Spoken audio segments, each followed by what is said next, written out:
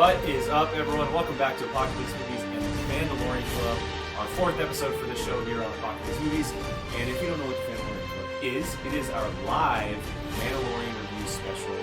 We're diving into spoilers, speculation, theories, Easter eggs, the whole 9 yards on this show, first ever Star Wars live action show. And if you have joined us before, thank you for joining us again. If you're brand new, hopefully you enjoy this. It is not just me today, though. I'm not the only person here to talk The Mandalorian Episode 4 titled Sanctuary. But just Sanctuary. I'm joined today by Mr. Brian Admiralcino and Jacob Bartley, Grand Admiralcino and Obi-Wan Jacobi, as we go by on the Padawan podcast. And yeah, I mean, we're going to break down the episode in full, kind of go through it, beat by beat, I guess you can say, dive into some Easter eggs, maybe some hints that we saw, some new revelations. But we're going to start off with our initial reactions. Brian, what did you... first thing that really popped into your head as soon as the credits started rolling for Sanctuary? Cuteness overload with Baby Yoda, or Tiny as you like to call it. That's fair. They gave us as much Baby Yoda as we could possibly want and need for this one. Yeah.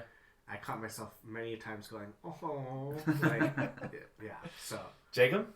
I enjoyed this episode, but I would maybe say it's my least favorite of the four. Okay. But it's still a good episode. Mm-hmm. It's not bad at all. If I had to rank them, it would be fourth on the list. But it's still pretty good. Yeah.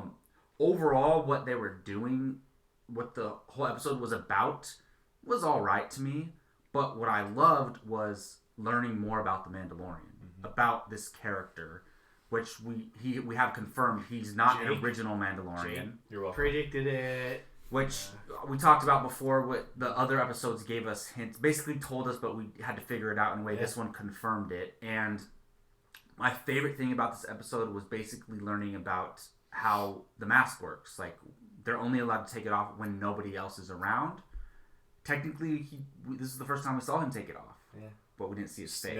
I will never see his face. I don't think we'll ever see his face. I'm fine with that. Yeah. Even though I love Pedro Pascal and I want to, but it'll change the character once you see his face. 100%. So I like this because I was seriously wondering, do they really never take it off? Like, how do they eat? And that process that came to mind to me, and I was like, what are the rules of this? I know, right? Sticking his hand up his face. Yeah. So I was just trying to figure out what the process is, but they explained it clearly. And when's the last time you took off your mask? Yesterday. And I'm like, oh, okay. So it's starting to make sense now, and I like learning these little things as we go. But as an overall episode, it wasn't my favorite. I want to know if they can take him off in front of other Mandalorians. I don't think they can. No. I think it's part of the culture. Yeah. It's part of the culture. It seems like they never because take it off. That kind of contradicts the cartoon character shows, because, I mean... Well, it depends on the type of tribe that he's in.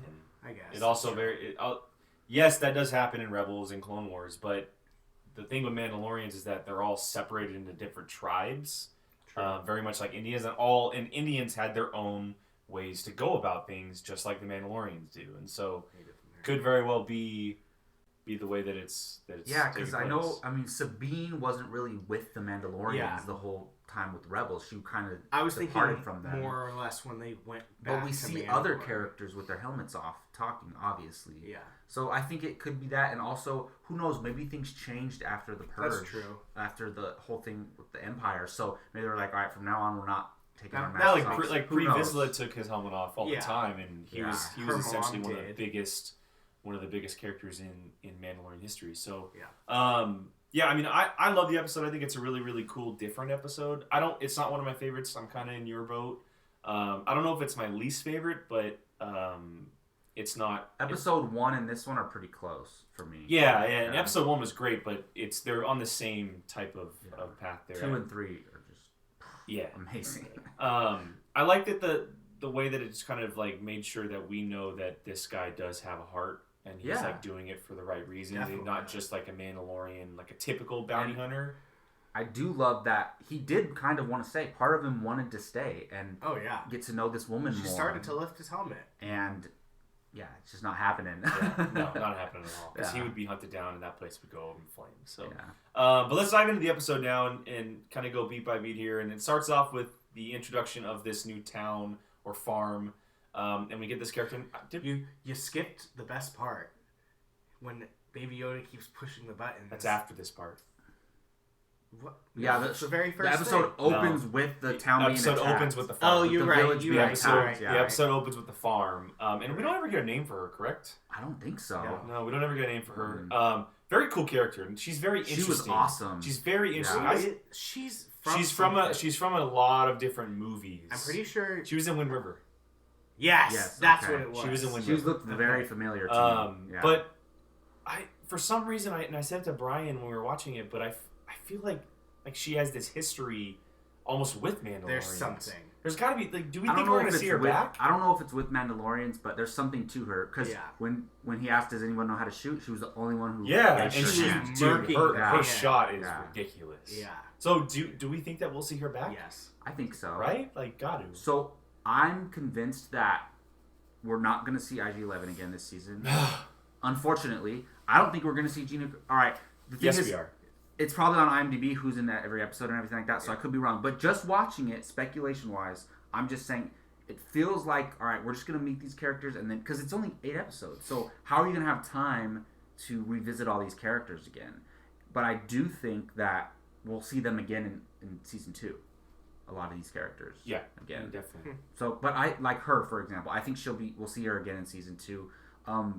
Maybe eventually at the end of the series he goes back to that village and settles down with her, which would be pretty cool. That'd be very interesting because they had a connection for sure. Well, and we know that he's not Mandalorian, so maybe he doesn't live up to that kind of quota per se as a Mandalorian would. But moving on from the beginning of the episode, this is where we kind of get the Baby Yoda stuff, where he's playing around in the ship and pushing buttons and doing what a kid would do inside with a parent. It reminded me of when Luke and Yoda first meet, and he starts constantly pushing. Yeah, it's probably a good that's a cool Easter egg right there. How he's always doing stuff, and R2-D2 he tries to touch him and he zaps him, and that's a cool little Easter egg. Yeah. So then they land the ship and he starts walking up to this town, and that's where we meet Cara Dune. This is really the first big moment of the episode outside of the very beginning. Very cool introduction. She is a beast. Their fight was awesome. She is a beast. She's a better fighter than him. Yeah. Hands down. She has. You can tell she has the experience. She kicks ass. There was one move she did where she used her arm to hit him down on and the ground. And really he goes face first. Flopped. He goes face first, scorpion into the ground. And he has all that armor on him too, which is so heavy. She's using her hands up against that mask. Punching the dude. Awesome. It's funny because I was kind of worried about her character a little bit from the beginning. I just thought she was gonna kind of be I don't know, just kind of we needed someone else other than the Mandalorian. She's a badass. Yeah. And I'm so happy with how she is. Totally. So yeah, I think maybe because I was thinking the only other time I've ever seen her was Deadpool. Yeah. And so I was just kind of I was worried about her as an actor a little bit, but she did a really good job. For her capabilities, she did a really good job. Yeah.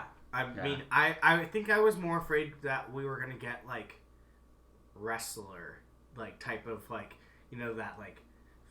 they're actors, but they're not. How she was in Deadpool? Well, exactly. Yeah. I thought she wasn't going to talk that much, which the Mandalorian doesn't talk that much. Yeah. You need dialogue there, and they did have her talk. I was very pleasantly surprised by how much I ended up really liking her at the end of the episode. Yeah, I'm looking forward to seeing what she's capable of doing. Do we know she's coming back this season for sure? Yeah, and it's saying in multiple places that she's in multiple episodes. Okay. And so I think she's going to sneak onto his ship. Or he's going to need her help somewhere down the maybe line. He just gives her a call or something. Because with them shaking hands, they're clearly looking to meet up at some point. And that's clearly hinting to us they're going to meet up at some point. They said till we meet again or something like that. Yeah, so, or till our paths cross again, whatever it is. I think that she could be in it really good. I'm happy that Gina Carano, that her acting didn't kind of hinder the character, because she's not a very good actor. She hasn't been. She hasn't been in the past. They used her well in this episode. She didn't say a whole lot, but when she needed to say, they were and very small. And the way the camera lines. angles, it wasn't directly on her face. They were using that. There was definitely a few moments I was like, like that's the Gina Carano we know, but it totally works in hindsight. She's gonna have herself a little cult following, I think. She already does. She did before I'm talking premiered. about for this character. Oh yeah, dude. Just action wise, as far as her hand to hand combat, she's one of the biggest badasses in Star Wars. She reminded me of like Chewbacca when he like hits people, how they just like go because flying. The Mandalorian's a pretty good fighter. He can handle himself. She was a beast. I would love to see flashbacks with her in the rebellion, man. That'd be so cool. I hope we get like some kind of backstory. I hope we get something. That'd be like sweet. That. Just a small little glimpse. That'd be really, really cool. Yeah. So, but moving on from this, this is where the farmers come to him and they ask for some help. And then he was giving him the runaround about money and where they live and whatnot. And then they go and find him, and then he asks for Gina Carano's help. And then we kind of fast forward a little bit to... I like how she said, this is just lunch money. Yeah. We can fast forward to when they show up at the farm, and this is Baby Yoda's time. Like, you can tell that that Tiny is loving life as a child. I've seen a lot of people online saying that Yoda found happiness, that he found the happiness he was looking for as a child. And, I mean, all these kids around making the Mandalorian realize that maybe this is where he's supposed to be. Yeah. So, very interesting plot point there, because... Yeah. Well, he's a kid. He got to be with other kids for a while. And I don't know if you guys caught this, but they were there for a long time. They were there at the end of the episode, he said yeah. weeks. Yeah, it wasn't just days. Yeah. Well, I mean, I would assume that with the training montage, it wasn't just like they learned all that in a day. Exactly, like, yeah. So, I mean, I figured that by the end of it. But, I mean, I liked it. I liked the whole gearing up to it. And although the aliens, or whatever you want to call them, that were Raiders? The attacked, bandits. the Raiders, They call them bandits. not a huge fan of the way that they look. They look like pit bulls with faces. Who's to say there's not aliens that look like that? I don't know. It was just kind of weird. I was just like, are dogs attacking? And it's like, oh well. They reminded me of the orcs a little bit from Lord of the Rings. It's probably an easy way to use practical effects. That's why. Yeah. No, I liked them. I thought they were cool. I mean, I didn't love them, but they were cool. Because all their bodies were covered and just their head had to be, so it's probably a very easy way to do the practical effects side. I liked the town, how it looked like it was a beautiful looking landscape. Yeah, it reminded me of like Kashyyyk, like that, like natural, like the tree used to make houses and stuff, just kind of on land. So I like, it was cool. And then we're gonna fast forward to when you mentioned the training montage. They're training all the soldiers, and they're kind of putting a plan together. And very interesting here that Mando kind of steps back and he lets Cara Dune, do everything. He even said at one point, like, she's more experienced than her. So clearly this guy doesn't have as much experience as a lot of other Mandalorians, as much as her. Well, she's a soldier. She's a bounty hunter. Yes. That's a difference, So, and then... one thing, sorry, before we forgot, that I caught, I just remembered, one that was curious to me, when they first met, she said, "Oh, I thought you had a tracking fob on you." Mm-hmm.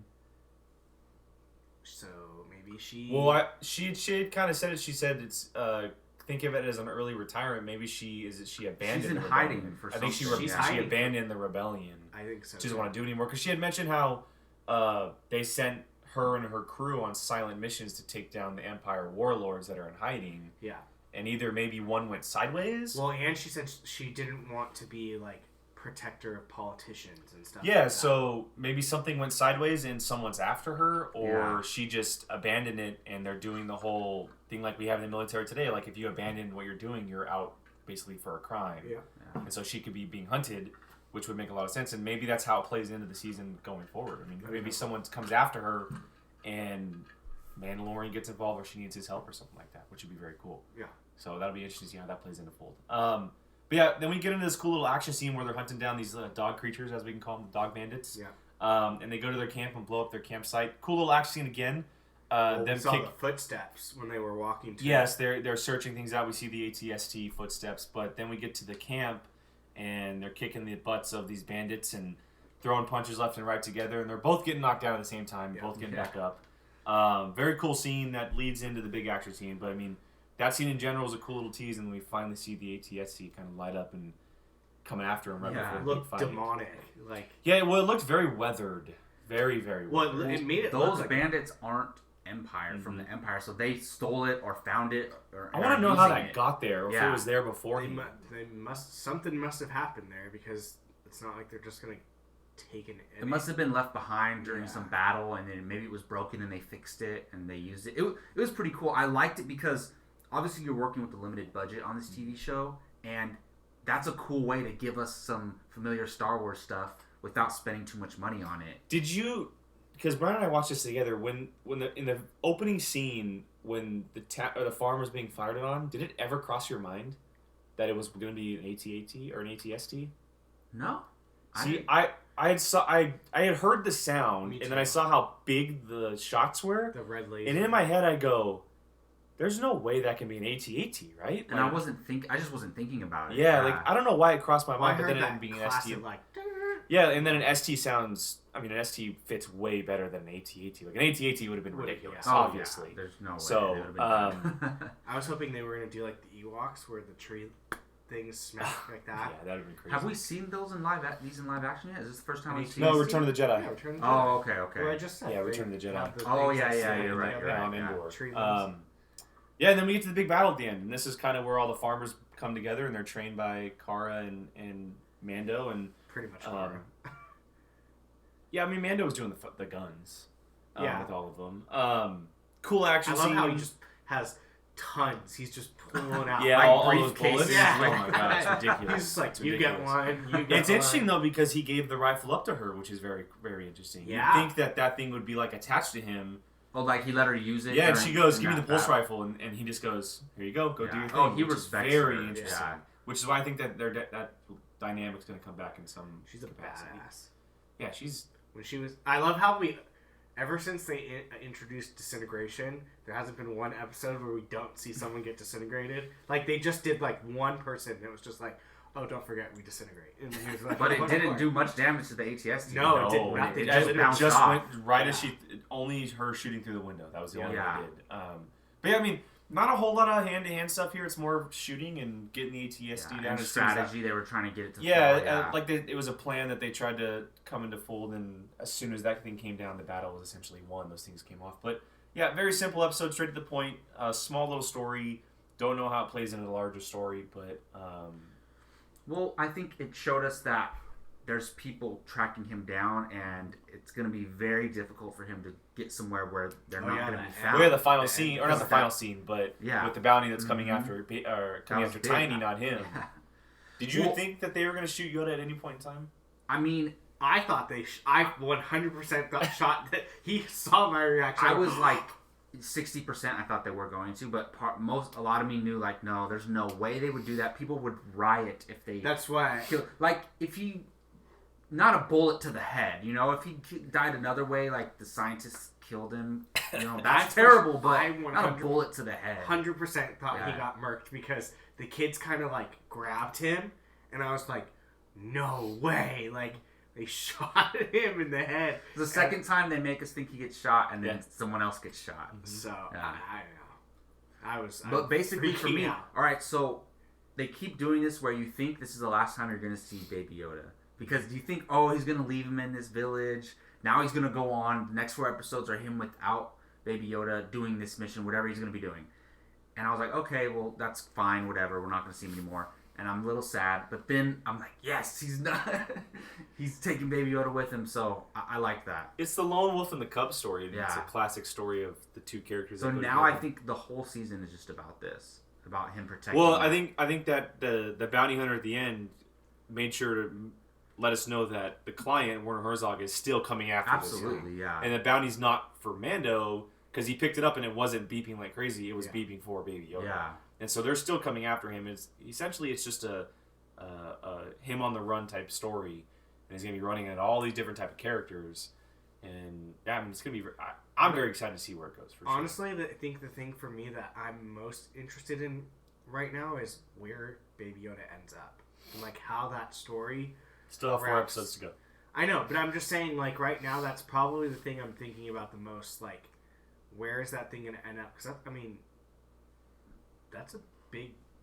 I mean, it's thing a to- force-sensitive being, Yeah, and like he's gonna live for 1,000 years. So it's it's. pretty big where he ends That's up. why at first I was like, okay, that kind of makes sense. Put him in like No, a village. I thought it would have been a cool way if Me they too. just left him there and he goes on. that I wouldn't have wanted that, like, because I don't want to not see him Baby Yoda anymore. But I thought it would have been a cool explanation of where he is and what he's doing. Me too, and especially like a very like simplistic village where it's just literally. Like, well, so do we think that's going to be much bigger of a reveal where he ends up? I think so. Because they're not going to kill it. They're not. No. They're just. It's not going to die. So it's somewhere, and I don't think it's going to play into anything big in the future because who knows how these things age? When is he going to get to the point where he can actually talk and walk around and start actually training in the Force? Who knows how long? That could take another 100 years. Mm-hmm. So the Mandalorian's not going to be alive to be in his life during that time. Yeah. So we're only going to see him as a baby, which is fine. But it could be a big, because not that they have to do this, but they could place him somewhere where then in the future we see another TV show or another Star Wars movie set 200 years later and we see this character again. That's what's really cool about it to me. Do you think we'll ever get its name? Maybe he doesn't have a name. Like, do you think Mando's going to give him a name? Maybe. Probably. Maybe. I don't think it has a name. I mean, we don't even have a species. That's what I was going to say. I want to know the name of the species, and maybe we probably won't get that, but I'm surprised they haven't given him a little nickname yet that the Mandalorian calls him. Yeah, But we did find out that he's a boy. Yeah. They said that multiple times this episode because we were wondering if it's a boy or a girl. It is a boy. Well, the doctor confirmed that in episode was that in last 3, episode? Yeah. Okay. He said, "Don't kill him. He's just a child." Okay, yeah. got it. Yeah, but he keeps putting frogs and stuff in his mouth. Yeah, but then he spit it out. He was like, "Oh, sorry guys." The kids were all like, "Oh!" That was interesting. Like, I think because the kids were freaking out or something. Yeah. That was an interesting looking frog. Weird patterns. Mm-hmm. Yeah. He's so funny. I love Baby Yoda. You aren't the only one. Oh, I know. But okay, so let's backtrack a little bit to some Easter eggs that we saw. Probably the biggest one, other than the ATST, is the Loth Cat. Yeah. The Loth Cat from Rebels. The first time we see it in live action, yeah. Very, very cool looking. Huge connection to Lothal, obviously, and Ezra and the Ghost crew. But whether or not it plays in anything, I'm not sure. But it's a cool little Easter egg for again, animation to live action. They're kind of doing that transition now, and seeing a lot more come over. So it was a cool little tease there. And they showed the concept art, so they made sure you knew that there was a Loth Cat in there. Yeah, I thought it was cool to see. I recognized it and I wasn't sure where it was from, but now you guys remind me it was in Rebels. And it's not one of those things where it's like going out of the way to show it. It's just in the frame, and those people who know it are going to recognize it, but it doesn't matter to those people who don't know it's what definitely it is. An Easter egg. I thought it was going to try to eat Baby Yoda. Which would be very interesting. Any other Easter eggs that I might be missing? Maybe think of not really a lot in this episode. I'm sure there are small things that we didn't catch right away. The Loth Cat was the thing that I was probably the literally biggest. said out loud. Fucking Loth Cat. Probably the biggest, yeah. Probably. Well, let's get to the meat of it then. Talk about one last thing before we out of here. The fact that he's not a Mandalorian.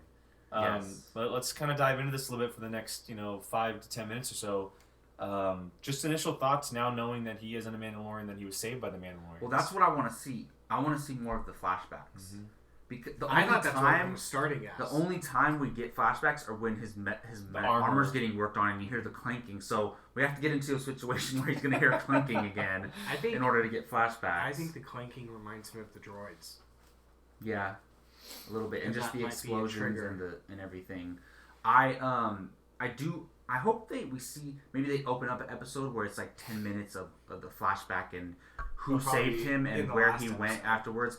I'm assuming maybe it's a Mandalorian who saves him. That would make sense, right? I think so. I think it's the lady that made the armor. Yeah. The armorer. The blacksmith. Yeah. And she's called the armorer. That's what they're calling her. Yeah, so that would make sense. I want to learn a little bit more about that. And, yeah, I do think... I just thought it was so interesting learning more about the helmet and the rules about him taking it off. And his suit is so slick. That's so. I kind of miss the old grungy one. Though. Yeah, really? A little bit, yeah. I like it because I don't mind an old grungy, but like there's something just about, especially when they're in like the forest like type where you have all these colors and you just have this slick chrome looking. His helmet is dope. Although I wish it had an antenna. Drives me nuts. Yeah, so their helmets. I'm getting used to it. You know how buttered I was that he doesn't have an antenna. I'm kind of getting used to it. Yeah, It might be a Mandalorian thing. We don't. This is the thing. Yeah. As much as we don't know about Yoda's species, we don't know about the Mandalorians. Yeah. There could be so many ins and outs about this culture. Like maybe the antenna's like a thing where he had like a trial where he has to win the antenna. Well, I mean, or something like that. It could just be something that they have to build. I mean, look, he wants a jetpack. He's literally customizing his outfit. Because if I'm not mistaken, the antenna isn't it like almost like binoculars, where it goes over his eyes and it zooms in? I don't think it's that. I could have swore they flipped it down. Oh, maybe. And it's something for their eye. I remember something like that. Maybe I'm not thinking of a Mandalorian, but I could have swore it's part of like. When you said that, it made me think of the X-wing when it comes in. Does like that. Very similar. Yeah, I don't know. I think I just like every time he turns his head, I see like the spot where it should be, and there's like there's maybe not every not every Mandalorian's armor is the same. They all it's they're not all very not different. all of them had antennas in the thing. It's exactly. just like I'm just sitting there being like I want him to get a jetpack. I think we're gonna have to wait till like season 2 or something. Yeah, so do I. Because once he has the jetpack, we're gonna be like, why aren't you using the jetpack? He loves that. Once he gets into situations, The flamethrower is his thing. He loves that flamethrower. Yeah. Because she's and dude, when she another just steps moment, on it. Yeah, because it's like, oh, he's gonna get over the fire. Nope. Yeah, she knows what she's doing. Yeah, she dominated him. I liked how he has the armor thing and it like the footsteps. It's heat sensor. There you go. But, yeah, that's what I was gonna mention. That the helmet is not just a regular helmet. It has like technology. Well, his stuff, like he's got so much stuff attached. Classic Mandalore stuff. Yeah, I still have those whistling birds. But how many does he have? I think he used them all. I think he used them all. Yeah, but I don't know. There were only like 5 stormtroopers. She was putting like a dozen of them in there. Yeah, I don't know. I don't know how they work. I hope they're not gone. He's gonna have to have a moment where he uses all of them at some point. I think like a War Machine moment from Iron Man 2.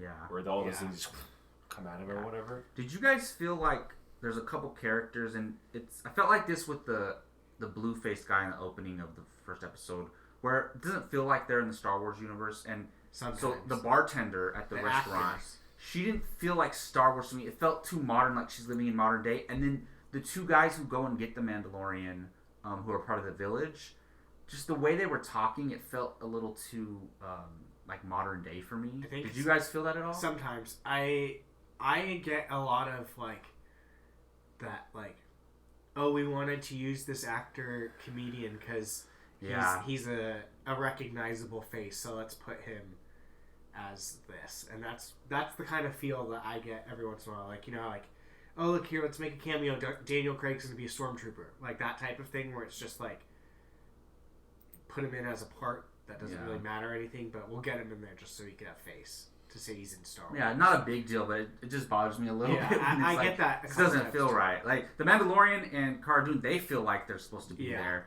but it's just some little small characters that pop up here and then. And also, I was thinking about it. Dune must be a common name in the Star Wars world. Caleb Dune. Caleb Dune, right? Caleb Dune, yeah. Yeah, Caleb. and then there's a character in Resistance Reborn who has the last name Dune as well. You're right. One of the people in the Resistance, and I don't think they're related. None of them are related at all. So I think it's like Smith in the Star Wars universe. Did Kanan's real name is Caleb Dune? Yeah, that's his real name. He changed his name. because he was in hiding, obviously. Yes. Yeah. Okay. Maybe you may be right. Maybe Dune is like the Smith. Yeah, I think it's just a common name because there's Solo. If you consider all the canon, like the I'm kidding. if you consider all the canon, the novels, the comics, there's a lot of characters with the same names, and it's like Rey and Rey Sloane. It's first name, but still, it's just a common name. Yeah, it's like our world. There's tons of Johnsons and Smiths. Exactly, and I like that because it makes sure they don't have to limit themselves like, oh, we can't use that last name because somebody else has it. No, it's a huge, large galaxy. There can be people with the same names, which is pretty cool. Yeah, I mean, it's funny because they don't have to be related just because they have to. Like, is she related to Kanan? No, yeah, she's not. Imagine all those people out there. I'm surprised people haven't even said anything about that yet because it is the same last name. I honestly didn't even think about it until you said that. Like that, I've even heard that name before. But but no, I definitely want her back. I hope, because the marketing for a while they had a thumbnail up there. I don't know if it's called a thumbnail on Disney Plus, like the picture that you could see, but that had IG-11 and Cara Dune and Behind Mandalorian him. in the middle walking. The I wallpaper. want to see maybe the season finale. Maybe IG-11 comes back and the season finale is some big battle with them three protecting the asset, is what they actually have been calling Tiny. Taika's directing the last episode, so something like that, and they finally put this to bed. Like, all right, now they kill Werner Herzog, which I don't want them to do, and I love Giancarlo do you think Esposito. Do you think I keep forgetting. Do you think he'll move on to season 2 though? Do you think he'll be back? I don't know. As long as he's alive, he's not going to let the Mandalorian get away with taking that baby. So I think maybe, but I do want him back. I want him to be in Star Wars forever. But I think his story ends this After season, this and season, same yeah. with Baby Yoda. Like, yeah, you can't have Baby Yoda in it forever. I hope season 2 is focused on Mandalore. Yeah. I want to see that stuff. Maybe them getting their planet back or something like that. Go, start small with this story, and then season 2 just go like. But it's tough because they're so genius, because Baby Yoda is taking over pop culture. Like, everybody, people who aren't Star Wars fans know about it, and everyone's talking about it. There's memes everywhere. So it was really smart of them. And it's funny because we didn't see him in the marketing at all. No. But we saw all these other characters in the marketing at all. He's in it way more than any other character. IG-11 was kind of like other than the Mandalorian. Main, like, ooh, and then now everyone's like, screw this guy. I want a Baby Yoda hot toy. That's what I was just thinking about. It'd be like this big. Yeah. I'm okay with the stuffed animal. I know, right? Where or is like that a pop one? figure. Where's the Yeah. pop figures at? Yeah. Pop figure would be cool. And what's it going to be called? It needs a name. That's what they're probably waiting for. Probably the asset. They're probably waiting to give it a name. It'll have a name. It's got to have a name. He'll probably name like an actual name, or I think it'll actually have a name. And maybe by the end of the season it can start talking. Do you think he'll give the name? Are you saying a name like the species, or a name like Yoda? A name. It actually has a name. He actually will be given a name. Do you think? I think he'll give him the name. I think there's a possibility that we learn a little bit more about the species, and he finds some of this species That's somewhere what I was thinking. and takes him to them. Yeah, that's what I was thinking. Because that would make sense, right? He needs to be That would with be this. huge for the. And needs to be with he's going to have to find a way to get the tracker out of this baby. Like how are they tracking? First of all, Yeah. Like how do those things track? That's what I was thinking too. I was like, how does he not have? Like, is there something in him? Yeah. Or is it just like set up to almost like a dog scenting or something? Yeah, I don't know. That was the Like, one how where- is it working? That was the one thing I was thinking at the end of the episode is, how did they find it? Like, Mandalorian's not stupid. He's not going to just let a tracker stay on. Because he knows how he knows how they work. Yeah. That's the thing. So it has to be inside him, or there's something. And I was thinking that they put it in him when the scientist was working on But him. they and have been everything. working before. He But had it. But they had it. They found that's how first episode. that's how the Mandalorian and IG-11 found him with those little Yeah. beacon things. So I don't know. very, very interesting. Maybe it's since it's... No, that's stupid. I was going to say force beings, but that doesn't make any sense. No. All right, well, lots left to be revealed on the Mandalorian. We have 4 episodes left, and they're directed. So in order, they have Filoni, you have Deborah Chow, Rick Famuyiwa, and then Taika Waititi. That's the order for the last 4. Deborah Chow's next episode now. And so, we only have 4 weeks left. Rick Famuyiwa's coming back too. He's coming back. He's doing the 7th episode. Goodness. The only one who's not doing a double is Bryce Dallas Howard. Yeah. How'd you think her in general doing this was? I thought she did good. I thought she did really good. Because I think she's directed smaller things, like tiny little Like shorts and films and stuff, stuff. yeah. But for someone who's not a seasoned director, she did a good job. Yeah, I didn't have any problem with it. I never had an issue with like pacing or the way the cameras were used or anything like that. I mean, it looked in sync with what we had followed with for the first 3 episodes. It's funny because that's what I was going to say is all the episodes feel like they're done by like the same person except for maybe 3 where it was just kind of like elevated director wise. And she did a really good job of introducing us to Cara Dune. I mean, obviously that introduction scene.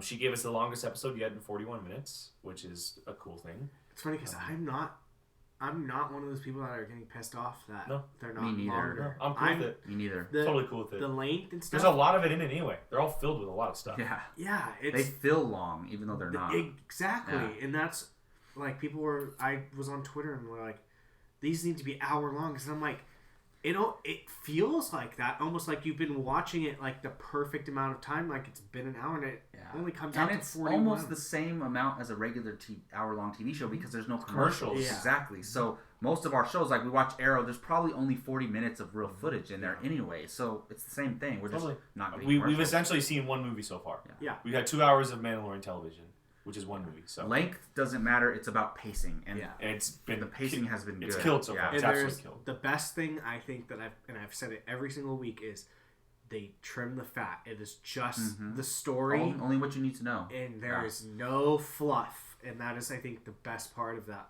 This whole thing is it's no fluff, no filler, just episode story done. Totally. So cool. All right. Well, any final thoughts before we get out of here, boys? No, good episode. Who's tomorrow? Next Friday? Dave Filoni. Ooh, okay. Nice. I'm excited to see his second episode. I say this every week, how much we're learning about the Mandalorian, just every episode. And I think we're going to learn more with him, with Filoni directing. Yeah, he's going to give you some story. Because he doesn't have to introduce the series now. He can kind of dive into a lot of more stuff. Yeah, and where is he going to go from this? Yeah, I mean, we don't know where they're headed because they're headed somewhere. And we didn't see him fly off like every other episode, right? Last time we saw him was leaving the farm. So what happens? Yeah, this was his first look.